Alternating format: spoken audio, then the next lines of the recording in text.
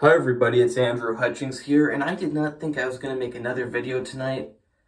I was going to take a shower actually, but I was scrolling through YouTube and I saw these transformation videos, and I just knew people are going to be like, steroids, it's because he took juice. And I looked at the comments, and of course I was right. And these transformation videos I was watching, they weren't steroids. I mean, they could have been, but like they were transformations that could be done completely naturally. There was nothing special about them.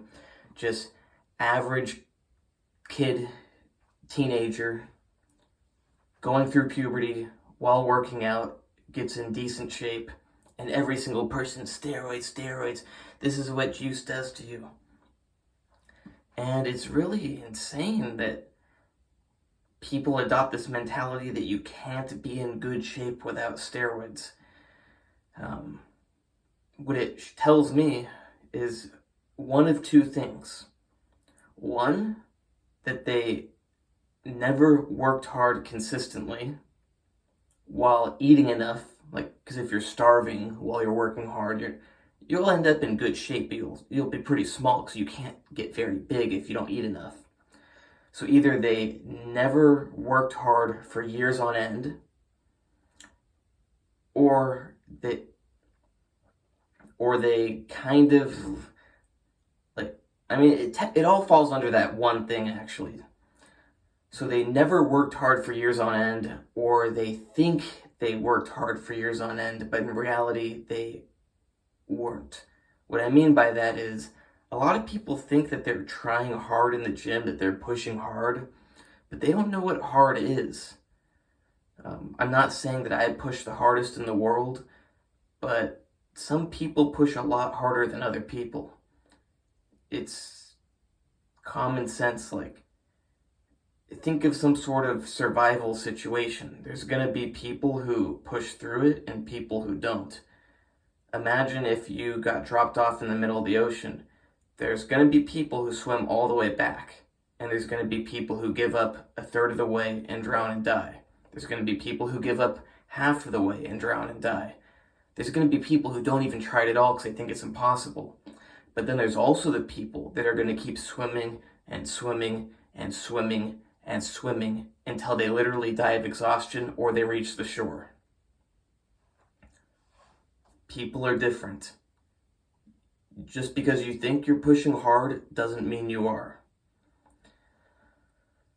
I don't know exactly how you can tap into your inner strength and truly push hard if you're one of these people who thinks it's impossible to be in good shape and you can't get results. But if you really want those results and they really matter to you, somehow get it in your brain that you need to do that. I mean, you have to have like a do it or die mentality. But if it's really not that important to you, or you're just too relaxed and happy with life or something, you can't get that. I don't have that mentality anymore, but I put in 10 years of hard work with that mentality to get my foundation.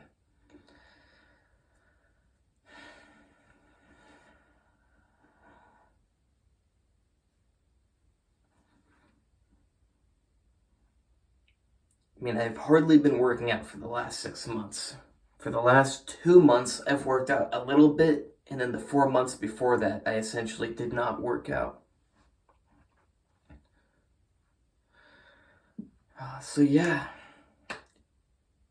a lot of those transformation videos are steroids, but even the ones that are with people using steroids, typically they can be achieved without steroids.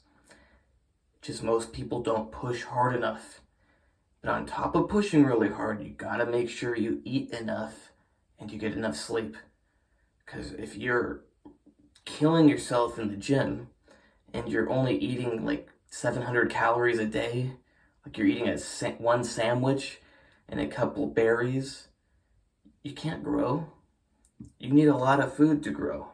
Especially if you're a young kid going through puberty, your body needs a lot of food just to develop its normal stuff.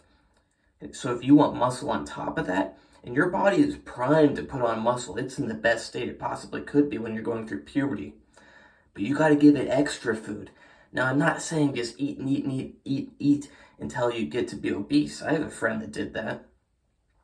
But I'm saying make sure you eat enough. And only you can figure out how much is enough for you.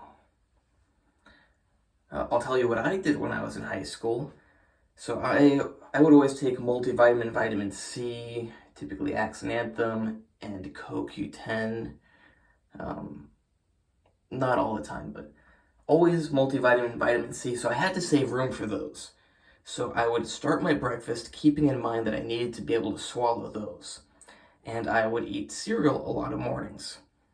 And I would keep pouring, like I'd fill a bowl up with milk, pour cereal and eat it, pour more cereal and eat it, pour more cereal and eat it. Swallow some vitamins, pour some more milk in, but I would eat and eat and eat until I was very full and I couldn't eat more. But I had to remember that I had to get the vitamins in me too. I wouldn't want to eat and eat and eat and having forgot the vitamins, because once you're really full, you don't want to have to swallow some more vitamins. And then during the school day, I would bring a big bag of nuts, like a Ziploc sandwich bag full of like almonds and cashews.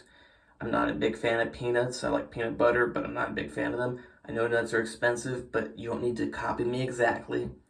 And I would be eating nuts constantly in my classes. Luckily, my teachers were cool with it. I was a great student. I was like the best student. I mean, I was the best student in pretty much all my classes. And between classes, I would eat Greek yogurt. For lunch, I would have really thick peanut butter and jelly sandwich, like banana, tangerine. I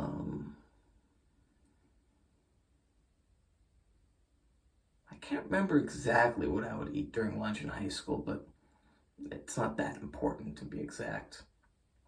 I didn't eat any protein bars back then. Maybe I would have like some sort of bars, but I didn't ever have protein bars specifically. I just ate normal food. I did use protein powder after I would get back from the gym.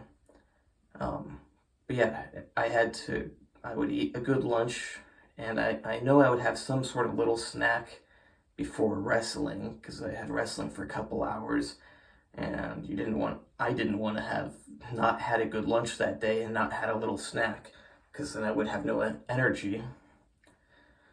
And then I would get home, eat ice cream, eat real food. While I was studying, constantly eating nuts while studying. Eat like steak or chicken for dinner. Then if I went to the gym, I'd go to the gym, come back, have a protein drink with milk. Nowadays I tend to use water, but milk has protein in it too. All the better. My metabolism's just a little bit slower now, so I prefer to use water, plus it tends to mix better. But I was constantly feeding my body, and with protein, and nutrients, and everything.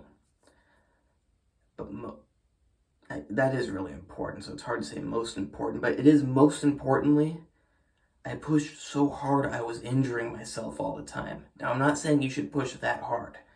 You don't want to injure yourself.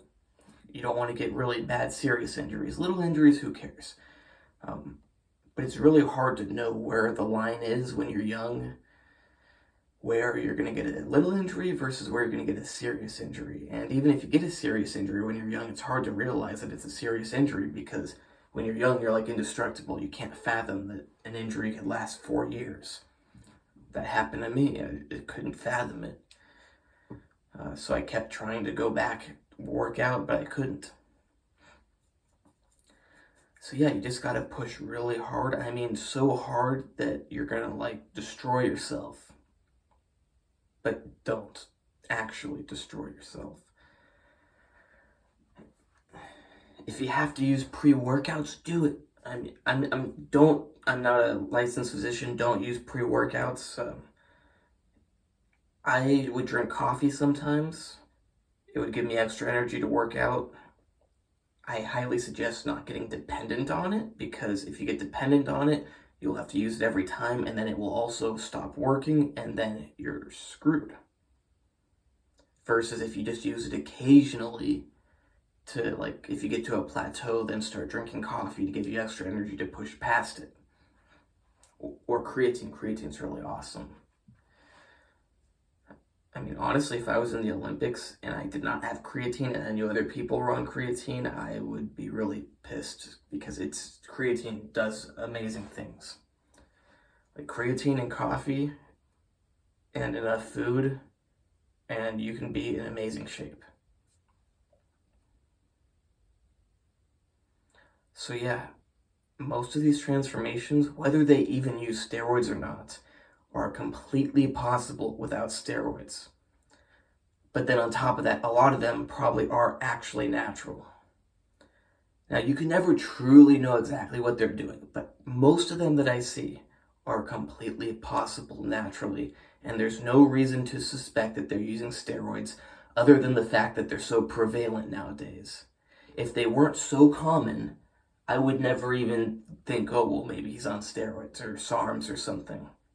It's only because they're so common that I go, well, they're super common, so there's a good chance that even though he looks natural, he could do this naturally, he might be on stuff. And the irony is, probably a lot of the kids who do use SARMs or steroids could have the same results without them, but with a little more time. Not exactly the same, but pretty much, if they just put a little more time in it.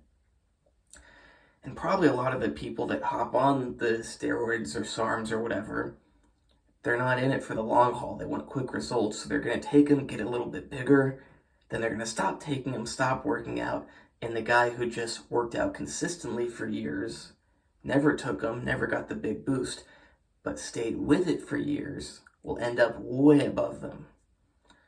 Because I can guarantee you that me, with starting working out when I was 10 years old and only taking 4 years off because I was injured, well, also this last 4 months, 6 months, I hardly worked out. But I still worked out a bit.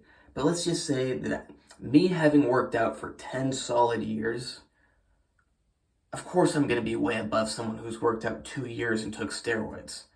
Now, if they're a hyper responder, they got the best genetics in the world for steroids, and they take a ton of steroids and work out for 2 years, sure, they could get bigger than me. But the average person who takes steroids is not going to look like me. Not that I look amazing, but they're not. Yeah, I know lots of people that take steroids. If we were hanging out, and we often do, and we're walking down the street somewhere, and people are looking at us, they're going to be thinking, well, that guy, he's on steroids or something. All his friends must not be. He must be, meaning me. No one would guess that it's actually my friends who are using the steroids because they're not in good shape. You don't need steroids to get in good shape, and steroids alone will not make you in good shape unless you happen to be that 1 in a million person who just responds amazing to them. So if you're watching this, I really hope that you will realize it's hard to accept, but it's a real long-term game, and you just have to realize that if you put the work in, 5 years from now, you'll look great. You'll love how you look. It's just like going to college. You don't expect to go and finish 2 weeks later, 1 year later. You know you have to put the work in, and 4 or 5 years later or whatever, you're going to be done, you'll have your degree. Think about fitness and bodybuilding like that. You got to put the time in, get your bachelor's degree of fitness. You'll be in good shape. Then if you want, keep doing it for another 5 or 10 more years and get your PhD of fitness and be in even better shape. It's a long-term thing. You got to realize that. You got to look at it on a yearly basis. Don't look at your improvement each week. If you're making great improvements, look at it each week. But forget about how you're changing day to day, week to week, and start paying attention year to year. Because it's a long-term thing.